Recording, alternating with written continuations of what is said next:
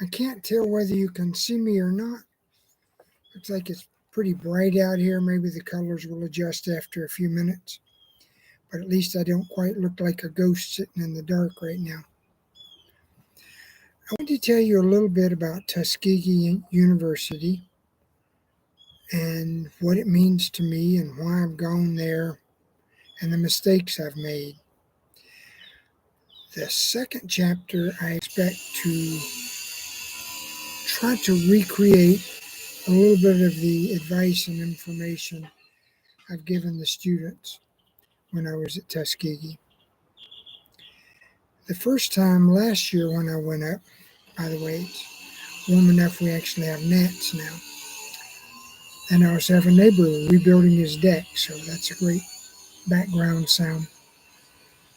I was just listening to the chirping of birds, but now I have the grinding of humans as well as the chirping of birds. At any rate, I made the mistake the first time I went up because it's a 55-minute class to talk about publishing and poetry. And I took about 15 or 20 minutes of that, telling them how special and wonderful Tuskegee University is to me. And they didn't quite roll their eyes at me, but I did get the sense that maybe an old man who had never been a student there didn't need to tell them how great it was to be at Tuskegee. They either loved it or hated it. They were students. I was there to talk about something else. And this year I did a little better job of trying to stay on focus. But as you are not likely a student at Tuskegee, which by the way, I'm old enough that when I was a little boy living near there, it was Tuskegee Institute. And it's always that in my brain.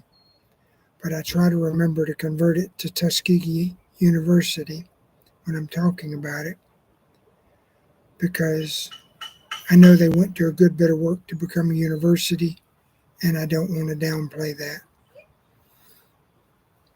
When I was a little boy, we had dogs that ran wild in the yard. I mean, they weren't wild dogs, but we didn't have a fence, and my father didn't think dogs belonged in the house, so they were very much yard dogs. And we lived out in the country, which meant sometimes they might get run over by a passing drunk driver, or they might get bit by a snake, or God knows what.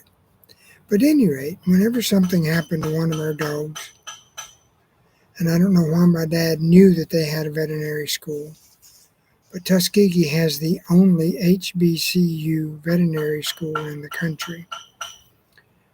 And we would go over there, and they would patch up our poor little dog, give it some steroids, or tell us it was too late and offer to dispose of the body. And I remember one time, one dog I was especially fond of,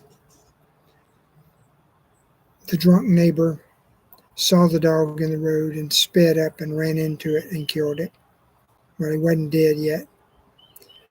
But after I got through telling my father that I wanted to go get my rifle and shoot that man, and he said, "You can't shoot a man for killing your dog." And I thought that was a sense of great injustice in the world. But at any rate, we loaded the dog in the back of my father's van, and me and the dog wrapped ourselves up in a blanket, which he bled into, for the 20-mile ride over to Tuskegee. When we got there, the poor vet looked at him and said, "Son, I'm sorry, your dog is dead." And I cried, and he said, "Look, it won't bring your dog back, but if you'd like, we could donate him, and the students could use his body to try to figure out how to take better care of other dogs in the future, so he won't be a total waste." And I thought that was wonderful. And I thought my dog would be happy to help other dogs because he was a sweet dog. At any rate, so I loved Tuskegee. It was also the first time I ever walked on any campus of higher learning. I didn't go there. Ended up going to AUM in Montgomery and also to a little weird Christian school up in Cincinnati that, I mean, it wasn't that weird. It was weird that they called it God's Bible School because the founder decided when he died he wanted to deed it to God. So it was literally God's Bible School until the state of Ohio decided it couldn't be because they couldn't ever get God to come to court on time. Kept the name, but it belongs to, I think, a group of board members or something. At any rate, I went to Cincinnati the year after the first time I walked on the campus at Tuskegee. So in any case, Tuskegee is the first and the most special. And they saved some of my dogs, and they saved my heart on the ones they couldn't save.